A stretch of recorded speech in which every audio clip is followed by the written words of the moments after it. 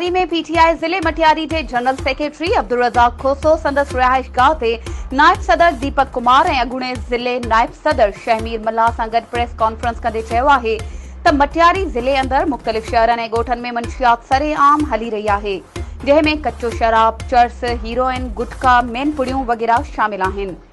पर पुलिस मंशियात जे main dealers ख़िलाफ़ का मुस्बत कार्रवाई न पई करे। उन्हनि चिताव ॾींदे चयो आहे त पीटीआई डिवीज़न जी हिदायतुनि ते 26 जून ते मटियारी प्रेस क्लब अॻियां मंशियात ख़िलाफ़ सख़्त एहतजाज कयो वेंदो ऐं 1 जुलाई ते मटियारी तालके अस्पताल अंदर